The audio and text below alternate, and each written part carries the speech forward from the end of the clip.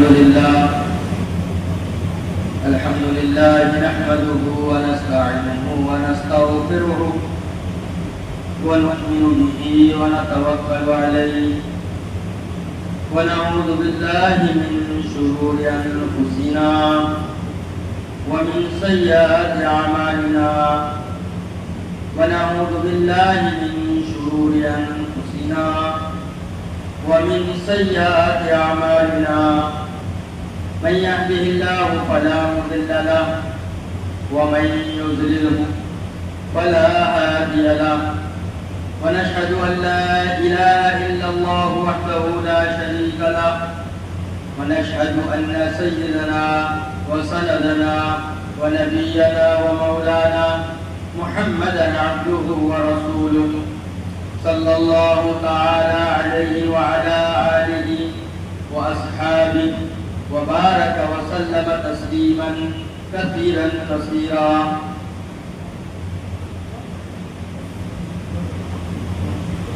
میرے عزیزوں، اللہ تبارک و تعالی نے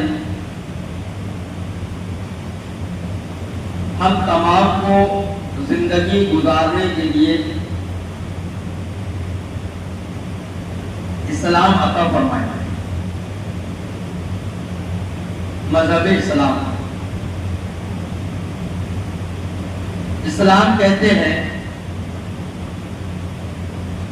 سلامتی کے راستے میں، اور اسلام پر چلنے والے کو کہا جاتا ہے مسلمان. اس لیے حدیث کے اندر آتا ہے کہ سلام کا رواج عام طور پر، سلام کا رواج عام طور پر. سلام کیا ہے؟ سلام دعا ہے. السلام علیکم ورحمۃ اللہ وبرکاتہ، کہ اللہ کی آپ پر سلامتی ہو. اس کے جواب میں مسلمان جواب جو دیتا ہے اس کا مطلب اور مفہوم یہ ہوا کہ اللہ آپ کو بھی سلامت رکھے. تو مذہب اسلام ہم کو زندگی گزارنے کے لیے اللہ نے مسلمانوں کے لیے مذہب اسلام پسند کیا. اسلام سلامتی کا پیغام دیتا ہے. اسلام پر چلنے والے کو مسلمان کہتے ہیں. مطلب مسلمان وہ ہے جس کی زبان سے اور اس کے ہاتھ اور پیروں سے، اس کے جسم کے اعضاء سے دوسرا انسان محفوظ رہے، سلامت رہے، اس کو مسلمان کہتے ہیں. ایک مسلمان دوسرے مسلمان کے لیے بحیثیت رحمت کے ہے. جس طریقے سے مذہب اسلام سارے عالم کے لیے رحمت بنا کر بھیجا گیا ہے، اسلام کو ماننے والا بحیثیت مسلمان سارے عالم کے انسانوں کے لیے رحمت ہے. اس لیے اسلام میں کہا گیا سلام کے رواج کو عام کرو. سلام دعا ہے، اللہ تم کو سلامت رکھے. اس کے جواب میں دوسرا کہتا ہے اللہ تجھے بھی سلامت رکھے. ایک دوسرے کو سلامتی پیش کر رہے ہیں. یہ اور بات ہے کہ ہم لوگوں نے سلام کو تکبرانہ کلام سمجھ لیا کہ سلام تو وہ کرے جو غریب ہے. ہم لوگوں نے سلام کو بڑا پن سمجھ لیا کہ سلام وہ کرے جو چھوٹا ہے وہ بڑے کو سلام کرے. سلام غریب امیر کو کرے، غیر عالم عالم کو کرے. نہیں، سلام تو دعا ہے. اور اصول یہ ہے کہ دعا جو ہے بڑے چھوٹوں کو دیتے ہیں. اصول کیا ہے کہ دعا بڑے جو ہے اپنے بچوں کو دیتے ہیں، نہ کہ بچے بڑوں کو دعا دیں گے. اس لیے میرے عزیزوں سلام کو عام کرنے کا حکم ہے. مطلب سارے عالم کے اندر سلامتی عام ہو جائے. تو میرے عزیزوں اللہ نے میرے اور آپ کے لیے اسلام کو پسند کیا. اسلام نماز روزے کا نام نہیں ہے صرف کہ مسلمان 5 وقت کی نماز پڑھ لے، روزہ رکھ لے اللہ اللہ کر لیں، حج کر لیں، نہیں. اسلام صرف ان ارکانوں کا نام نہیں ہے، بلکہ اسلام قیامت تک آنے والی انسانیت کو زندگی کیسے گزارے یہ سکھانے کا نام اسلام ہے. اس اسلام پر چلنے کے لیے اللہ نے قرآن اور محمد رسول اللہ صلی اللہ علیہ وسلم کی زندگی دی. اسلام صرف عبادت کا نام نہیں ہے، صرف عبادت کہ مسجد میں آ کے نماز پڑھ لو، مسجد میں آ کے اللہ اللہ کر لو، رمضان کا مہینہ آیا تو روزہ رکھ لو، حج کا مہینہ آیا پیسے ہے تو حج کر لو، پیسہ ہے تو زکات دے دو. اسلام صرف ان عبادات کا نام نہیں ہے، اسلام صحیح زندگی گزارنے کی رہنمائی کرنے کا نام ہے. پوری زندگی پیدائش سے لے کے موت تک زندگی کیسی گزاری جائے اس کا نام اسلام ہے. میرے عزیزوں، اسلام کے اندر اللہ کے حق بندوں پر ہے اور بندوں کے حق اللہ پر ہے. میں اور آپ بار بار سنتے ہیں ایک حقوق العباد ہے، ایک حقوق اللہ ہے کہ اللہ کے حق الگ ہے، بندوں کے حق الگ ہے. اصل یہ نہیں ہے کہ اللہ کے حق الگ ہے، بندوں کے حق الگ ہے. اصل تو اللہ ہی کا حق ہے، لیکن سمجھانے کے لیے، زندگی صحیح گزارنے کے لیے اور ایک دوسرے سے مسلمان، ایک دوسرے سے انسان سلامت رہے، اس کو بتانے کے لیے حضرات علماء نے صحیح طریقہ بتایا ہے چلنے کا، اسلام پر زندگی گزارنے کا. کہ اللہ کے حقوق یہ ہیں، بندوں کے حقوق بندوں پر یہ ہے، لیکن اصل میں وہ حقوق اللہ ہی کے ہیں. حدیث کے اندر آتا ہے حضرت معاذ بن جبل رضی اللہ تعالی عنہ فرماتے کہ میں اور اللہ کے نبی ایک اونٹنی پر سفر کر رہے تھے.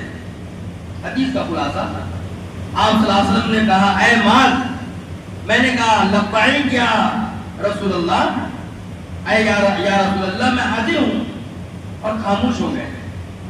پھر کہا اے معاذ، میں نے کہا یا رسول اللہ میں حاضر ہوں، آپ صلی اللہ علیہ وسلم خاموش ہو گئے. پھر کہا اے معاذ، آپ صلی اللہ علیہ وسلم نے سوال کیا اے معاذ، معاذ رضی اللہ عنہ فرماتے میں نے کہا یا رسول اللہ میں حاضر ہوں، آپ صلی اللہ علیہ وسلم خاموش ہو گئے.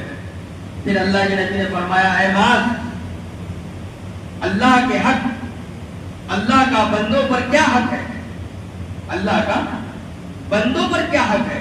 میں نے کہا یا رسول اللہ، اللہ اور اس کے رسول بہتر جانتے ہیں. فرمایا اے معاذ، اللہ کے حق بندوں پر ہے، وہ یہ ہے کہ بندے اللہ کی عبادت کریں اور اس کے ساتھ کسی کو شریک نہ کریں. یہ اللہ کے حق ہے بندوں پر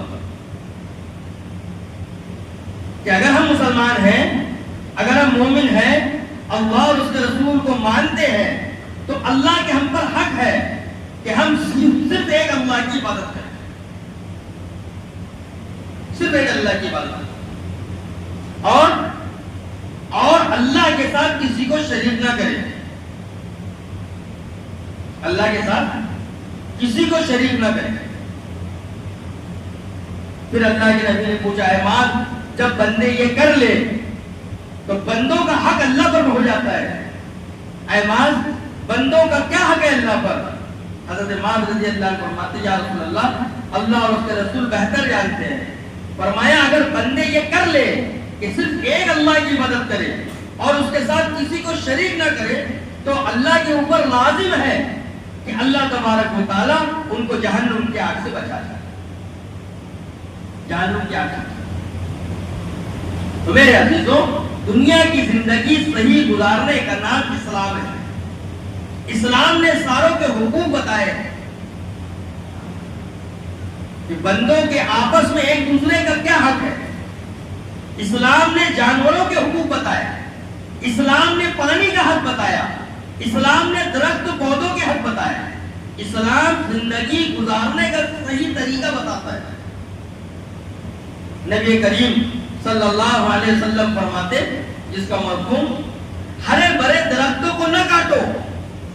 محمد رسول اللہ صلی اللہ علیہ وسلم پر ہزاروں جان قربان.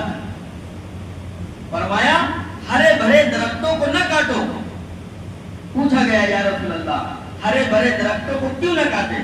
فرمایا جو درخت ہوتے ہیں وہ اللہ کا ذکر کرتے ہیں، اس لیے ہرے بھرے درختوں کو نہ کاٹو. آج کی حکومت اور آج کے لوگ یہ پوری دنیا میں چرچا کر رہے ہیں کہ درخت لگاؤ، جھاڑ لگاؤ، پیڑ لگاؤ، جھاڑوں سے انسانوں کی زندگی ہے. سائنس کہتا ہے کہ ہرے بھرے درخت جو ہے ایسی گیس خارج کرتے ہیں کہ انسانوں کے لیے مفید ہے. محمد رسول اللہ صلی اللہ علیہ وسلم پہ قربان جاؤ. انہوں نے کئی سو سال پہلے بتا دیے کہ ہرے بھرے درختوں کو نہ کاٹو. یہ طریقہ بتایا جا رہا ہے اسلام کا.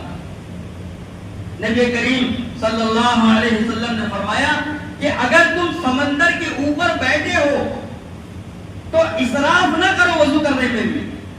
حدیث کا مفہوم ابن ماجہ کی حدیث ہے کہ اگر تم نماز کے لیے وضو کرنا چاہتے ہو اور سمندر کے اوپر بیٹھے ہو تب بھی حد سے زیادہ پانی استعمال نہ کرو. بتاؤ اب سمندر کے اندر سے اگر ایک ڈرم پانی بھی نکال لیا جائے تو سمندر کے پانی میں کمی نہیں آئے گی. لیکن کیا تعلیم پیش کیا جا رہی ہے؟ کیا تعلیم پیش کی جا رہی ہے محمد رسول اللہ صلی اللہ علیہ وسلم کی جانب سے مسلمانوں کو کہ اگر سمندر کے اوپر میں بھی بیٹھے ہو تو پانی کا زیادہ استعمال کرنا اسلام اس کی اجازت نہیں دیتا. آج پوری دنیا میں کہا جا رہا پانی کی حفاظت کرو، پانی کو جذب کرو، پانی کا حفاظت کرو، پانی کو بچا کے رکھو. جل ہے تو جیون ہے، جل ہے تو جیون ہے. قربان جائے اس ہستی پر محمد رسول اللہ صلی اللہ علیہ وسلم پر. انہوں نے کئی سو سال پہلے بول دیے کہ پانی کا بیجا استعمال کرنا، پانی کا غلط استعمال کرنا، پانی کا زیادہ اسراف کرنا اگر جو وضو کر رہے ہو تب بھی غلط ہے. بتاؤ یہ ادب بتایا جا رہا ہے اسلام میں، زندگی گزارنے کا طریقہ بتایا جا رہا ہے، پانی کا بھی حق سمجھایا جا رہا ہے. قربان جائے محمد رسول اللہ صلی اللہ علیہ وسلم کے تعلیمات پر کہ نبی کریم صلی اللہ علیہ وسلم نے فرمایا جس کا مفہوم کہ جانور کے گال پر تماچا نہ مارو. جانور کے کسی بھی جانور کے گال پر تماچا نہ مارو. جس نے کسی جانور کے گال پر تماچا مارا اس پر اللہ کی اس کے رسول کی لعنت. بتاؤ انسان کے بنسبت جانور حقیر مخلوق ہے، مقابل میں ہے تو ساری مخلوق اللہ کی نظر میں قیمتی ہے، لیکن انسان کے مقابل میں انسان اشرف المخلوقات ہے اور انسان کے مقابل میں جانور اشرف نہیں ہے. لیکن اشرف مخلوق کو غیر اشرف کے بارے میں ادب سکھایا جا رہا ہے. انسان مکلف ہے اسلام کا اور اللہ کی باتوں کو ماننے کا. جانور کے اوپر شریعت نہیں ہے، لیکن جس کے اوپر شریعت لازم ہے اس کو کہا جا رہا ہے، جو اشرف ہے اس کو کہا جا رہا ہے غیر اشرف کی عزت کرنے کے لیے. انسان کو کہا جا رہا کہ اگر تو جانور پال رہا ہے تو اس کی غلطی پر اس کے گال پر تماچا مت مار. اگر کسی نے جانور کے گال پر تماچا مارا اس پر اللہ کی اس کے رسول کی لعنت. آج ہم سے کہا جا رہا گائے کو مت کاٹو، بیل کو مت کاٹو، بھینس کو مت کاٹو. یہ کچھ اور طریقہ ہے حکومت چلانے کا، سیاست دانوں کا. اسلام کیا کہہ رہا ہے مسلمانوں کو؟ قربان جائے محمد رسول اللہ صلی اللہ علیہ وسلم کی ہستی پر اور ان کی تعلیمات پر کہ انسان کو کہا جا رہا ہے جانور کا ادب سکھایا جا رہا ہے. انسان کو جانور کا ادب سکھایا جا رہا ہے کہ انسان جانور کے ساتھ کس طرح رہے. کیا اسلام ہے؟ یہ حقوق بتایا جا رہا ہے اسلام میں. ٹھیک اسی طریقے سے یہ حق بتایا جا رہا ہے کہ اگر کوئی انسان جانوروں کو پال رہا ہے تو انسان اتنا ہی کام لے جتنا اس کی حیثیت ہے، اتنا ہی اس پر بوجھا ڈالے جتنی اس کی حیثیت ہے، اتنا ہی اس کو وزن اٹھانے کا کہا جائے جتنا وزن اٹھا سکتا ہے. اتنا کم کھانا نہ دے اور زیادہ اس سے بوجھ نہ لے. اسلام جو ہے جانوروں کا ادب سکھا رہا ہے. میرے عزیزوں یہ حقوق بتائے جا رہے ہیں اسلام کے اندر زندگی گزارنے کی. قربان جائے اسلام پر کہ اسلام جانوروں کے حقوق سکھاتا ہے. یہ تو ہم پر الزامات لگائے جا رہے ہیں کہ ہم قاتل ہیں، ہم مجرم ہیں، ہم دہشت گرد ہیں، لیکن اسلام دہشت گردی کا نام نہیں ہے. اسلام سلامتی کا نام ہے، مسلمان دہشت گرد ہونے کا نام نہیں ہے، مسلمان سلامتی پیش کرنے کا نام ہے۔ یہ تو ہم پر الزامات ہیں اور دشمنوں کی سازش ہے کہ مسلمانوں کو عالم میں بدنام کیا جائے، ورنہ اسلام تو وہ ہے جو انسانوں کو جانوروں کا ادب سکھاتا ہے، جانوروں کا۔ یہ اسلام ہے۔ میرے عزیزوں، یہ حقوق بتائے جا رہے ہیں، حقوق۔ اگر کوئی انسان کسی جانور پر بھی ظلم کرتا ہے تو اس کی پکڑ ہوگی، مرنے کے بعد پکڑ ہوگی۔ میں اور آپ نے اکثر سنا ہے اور پڑھا ہے کہ ایک عابدہ اور بڑی زاہدہ اور بڑی اللہ والی، اس نے بلی پال رکھی، کچھ دن ہو گئے اس نے اس کو کھانا نہیں دی، پانی نہیں دی، نماز میں، عبادت میں اور ذکر سلوک میں مشغول رہی، اللہ اللہ کرتی رہی، اور بھوک کی وجہ سے وہ بلی مر گئی۔ تو حدیث کے اندر واقعات ہم نے پڑھا ہے، لکھے ہیں کہ وہ عورت جو اللہ والی تھی، وہ بلی کے اوپر ظلم کرنے کی وجہ سے جہنم میں داخل کر دی تھی۔ اگرچہ وہ نمازی تھی، پرہیزگار تھی، قرآن پڑھنے والی تھی، روزہ رکھنے والی تھی، اللہ اللہ کرنے والی تھی، لیکن اللہ کی مخلوق بلی کی اس نے حفاظت نہیں کی، بھوکی رکھی، بھوک کی شدت میں وہ بلی مر گئی، اس کی وجہ سے اللہ نے اسے جہنم میں داخل کر دیا۔ اور ایک فاحشہ عورت تھی، بدچلن عورت تھی، زنا کرتی تھی، لیکن وہ ایک راستے سے گزر رہی، میں نے اور آپ نے کئی مرتبہ واقعہ پڑھا، لکھا، سنا، ایک مرتبہ وہ راستے سے گزر رہی ہے، ایک پیاسا کتا نظر آیا، چھوٹا بچہ، اس نے اپنے ہاتھوں سے پانی نکالی اور اس کتے کو پلائی اور وہاں سے گزر گئی۔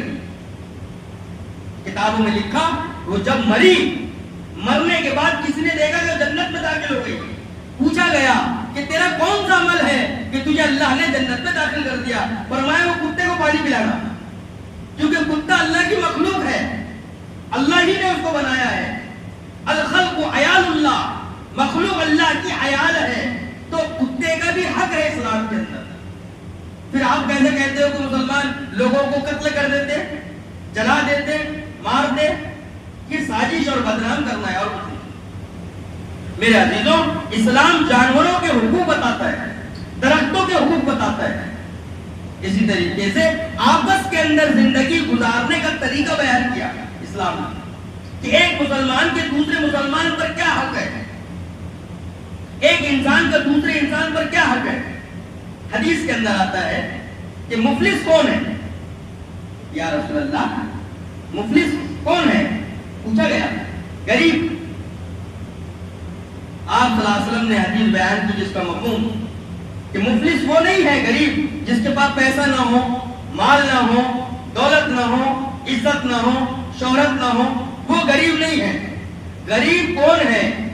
حدیث کے اندر نقشہ کھینچا محمد رسول اللہ صلی اللہ علیہ وسلم نے کہ روز محشر میں ایک شخص کو لایا جائے گا جو بہت نماز پڑھ کر آیا، بہت اللہ اللہ کر کر آیا، بہت ذکر کر کر آیا، بہت عمرے، بہت حج کر کر آیا، اور عبادت اتنی کر کر آیا نیک اعمال کی کہ پہاڑ لگ گئے۔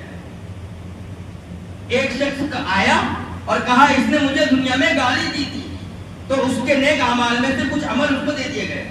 ایک آیا اس نے میرا مال کھایا تھا، ایک آیا اس نے مجھ کو گالی دی تھی، ایک آیا اس نے میری زمین کھا لی تھی، ایک آیا اس نے میرا مال ضبط کر لیا تھا، ایک آیا اس نے مجھ پر تہمت لگائی تھی، ایک آیا اس نے مجھے میری چگلی کی تھی، ایک آیا اس نے میرا گھر چھین لیا تھا۔ لوگ آتے گئے، مطالبہ کرتے رہے، دھیرے دھیرے اس کے نیک اعمال ان کو دے دیے گئے اور وہ سب چلے گئے۔ اب یہ کنگال ہو کے رہ گیا، لیکن مطالبہ کرنے والے باقی رہ گئے۔ پھر بھی لوگ آ رہے ہیں کہ اس کے اوپر میرا حق ہے کہ دنیا میں اس نے مجھے تکلیف دیا تھا۔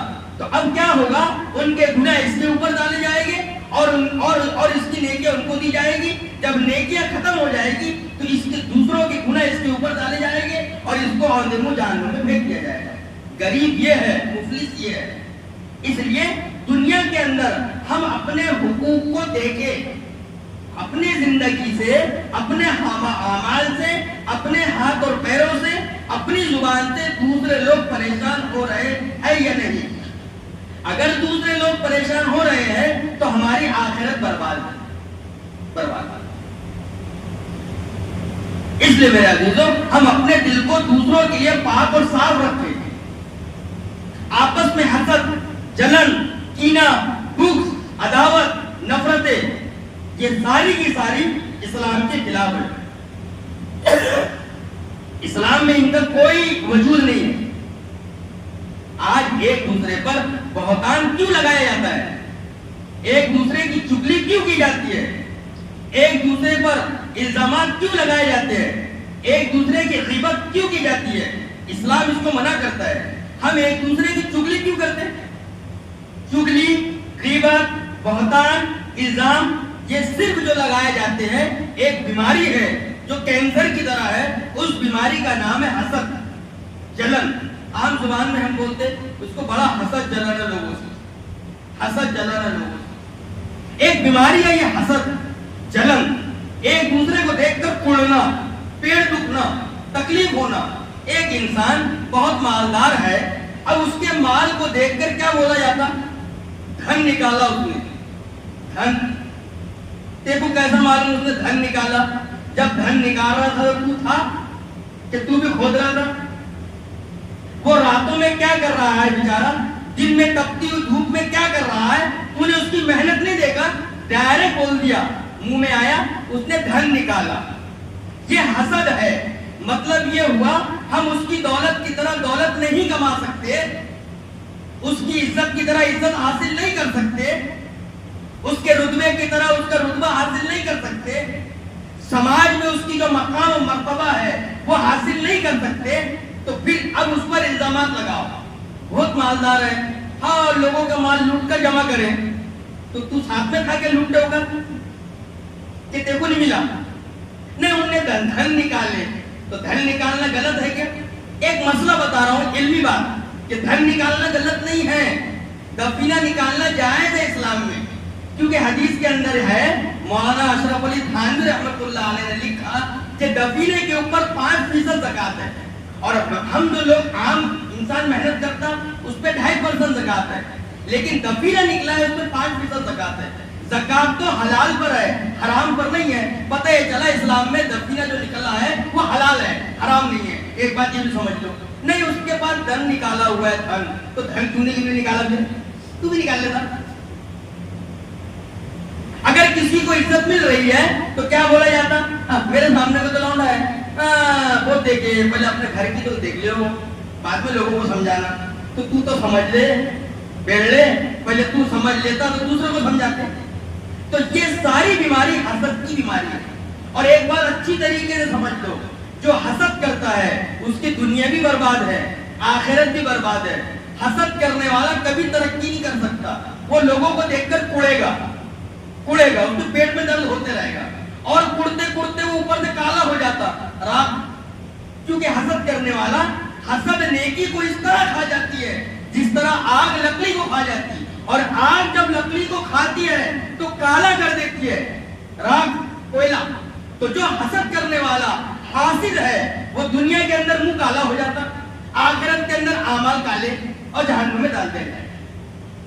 اور ایک بات کو اچھی طریقے سے سمجھ لو، جو حسد کرنے والا ہے، حسد، کسی کے مال کو دیکھ کے جلنا، کسی کی عزت کو دیکھ کے جلنا، کسی کی گاڑی کو دیکھ کر جلنا، کسی کے گھر کو دیکھ کے جلنا، کسی کے کاروبار کو دیکھ کے جلنا، یہ حسد جو پیدا ہوتی ہے اس تک نہ پہنچنے کی وجہ سے، میں اس تک نہیں پہنچ سکتا، اس کی عزت کو نہیں پہنچ سکتا، اس کی دولت کو نہیں پہنچ سکتا، اس کے کاروبار کو نہیں پہنچ سکتا، تو یہ حسد کرنے پر مجبور ہو جاتا ہے۔ اور ایک بات علمی نقطہ یاد رکھو، علماء نے لکھا بہت خاص طور سے، اس کو غور سے سمجھو اور اس کے بعد اپنے اوپر غور کرو، میں بھی اپنے اوپر غور کروں۔ حسد کرنے والے کا ایمان ختم ہو جاتا ہے۔ کیسا؟ بڑی غور سے سمجھنا اس بات کو، یہ علمی نقطہ ہے۔ حسد کرنے والے کا ایمان سلب ہو جاتا ہے، ایک وقت ایسا آتا ہے۔ کیسا؟ کسی کو اللہ نے عزت دی اللہ کی طرف سے، اگر کسی کو مال ملا اللہ کی طرف سے، کسی کو اونچا مرتبہ ملا اللہ کی طرف سے، کسی کو اللہ نے بہت زیادہ مال و دولت عطا فرما دیا اللہ کی طرف سے، کسی کو اونچا عہدہ مل گیا من جانب اللہ، کیونکہ ہم نے پڑھے ہیں والقدر خیر والشر من اللہ تعالی، ہر چیز اللہ کی جانب سے ہے۔ اب اگر میں کسی کو دیکھ کے جل رہا ہوں، کسی کی عزت کو دیکھ کر، کسی کے مال کو دیکھ کر، کسی کے گاڑی کو دیکھ کر، کسی کے گھر کو دیکھ کر اگر میں جل رہا ہوں، حسد کر رہا ہوں، تو میری زبان سے اس کے لیے برے الفاظ نکلیں گے۔ اب مال نکالا اس نے، ہر لوگوں کو مال لوٹ کے جمع کر لیا، ہر لوگوں کے مال کو ضبط کر لیا، لوگوں کی زمین چھین لیا۔ نہیں، اگر میں حسد کر رہا ہوں تو یاد رکھو، حاسد، حسد کرنے والا اللہ کی تقسیم کو نہیں مان رہا ہے۔ بات سمجھ میں آ رہی؟ ہمیں کوئی بات سمجھ میں نہیں ہے؟ احمد کوئی بات سمجھ میں نہیں؟ حسد کرنے والا اللہ کی تقسیم کو قبول نہیں کر رہا۔ مطلب اللہ میں تم نے فلانے کو کائے کو دیے، میرے کو دے دینا تھا۔ ارے تو کہاں تھا؟ تو جب اللہ کی رب کی تم بولے تھے، تو کہاں تھا؟ تو نے بولا تھا کالو والا۔ تو حسد کرنے والا، جلن کرنے والا اللہ کی تقسیم کو قبول نہیں کر رہا ہے، اور اگر وہ اللہ کی تقسیم کو قبول نہیں کر رہا ہے، مطلب نعوذ باللہ اللہ تقسیم کرنے پر صحیح قادر نہیں ہے۔ اور اگر کوئی اللہ کے مقابل میں اور اللہ کی ذات اور صفات میں ذرہ برابر بھی نقص پیدا کر لے، وہ کافر ہے، وہ مومن نہیں ہوتا۔ تو شیطان چاہتا ہی ہے کہ اسلام ختم ہو جائے، سینوں سے ایمان ختم ہو جائے، تو وہ آپس میں حسد جلن کا ایک مرض پیدا کرتا ہے۔ مرض، یہ مرض بیماری ہے۔ اپنے آپ کو اچھا سمجھنا، دوسرے کو برا سمجھنا، یہ حسد کی بیماری ہے۔ اس کو ختم کرنا ضروری ہے، اس کے لیے توبہ استغفار کرنا ضروری ہے، اپنے آپ کو اللہ کے سامنے پیش کرنا، دعا کرنا، رونا، اور اپنے معاملات کو صحیح کرنا۔ کیونکہ حدیث کے اندر خلاصہ آتا ہے کہ ایمان والا ہو نہیں سکتا جس کی زبان سے، جس کے ہاتھ اور پیروں سے اس کا پڑوسی محفوظ نہ ہو۔ ہمارے پڑوسی محفوظ رہے ہیں، نہیں تو پتہ یہ چلا کہ لوگ اپنے کو ظاہری صاحب سمجھ رہے ہیں۔ آگے رے بابا، آگے رے بھائی، کیا لیتا، کیا لوٹتا، کیا بولتا، کیا کھاتا، کیا ضبط کرتا۔ مسلمان وہ نہیں ہے، سلامتی پیش کرنے والے کا نام مسلمان ہے۔ اس لیے میرے عزیزو، ہم اپنے معاملات کو درست کریں، اپنی معاشرت کو درست کریں، اپنے اخلاقیات کو بنائیں، عبادات کو سنواریں۔ اس کے لیے مسجدوں میں آنا ضروری ہے، مسجد سے رب کا تعلق رکھنا ضروری ہے۔ رکھیں گے بھائی صاحب، اللہ مجھے آپ کو عمل کی توفیق عطا فرمائے۔ جنہوں نے نماز نہ پڑھی وہ سنت ادا کر لیں۔ ایک خاص اعلان یہ ہے کہ آنے والے اتوار کو، آج جمعہ سنیچر، آنے والے اتوار کو جو مذکورات کی تعلیم ہوتی ہے، تو اس بار ہمارے گھر میں مذکورات کا بیان رکھا گیا ہے، مردانہ بیان، مرکز پیپل پورے کے مشورے سے کوئی کسی کو طے کیا گیا ہے۔ تو اپنے اپنے گھر کے مذکورات کو، جوان بچیوں کو، بچوں کو، چھوٹے چھوٹے بچوں کو اپنی عورتوں کے ساتھ ہمارے گھر بھیجے اتوار کے دن، تاکہ وہ دین کی بات کو سنے، سمجھے، اور ان کے دل دماغوں میں باتیں بیٹھیں۔ ایک بات یہ بولی جاتی ہے، چھوٹے چھوٹے بچوں کو مت لاؤ، چھوٹے بچوں کو مسجد میں بھی لاؤ، چھوٹے بچوں کو تعلیم میں بھی لے کے جاؤ۔ اگر ہم چھوٹے بچوں کو مسجد میں نہیں لائیں گے تو کہاں لے کے جائیں گے؟ اڈوں پر، شراب کے اڈوں پر، جوا کے اڈوں پر۔ اگر باپ مسجد میں نماز پڑھا جائے گا تو بچے کہاں جائیں گے؟ بچے نالیوں پر بیٹھیں گے۔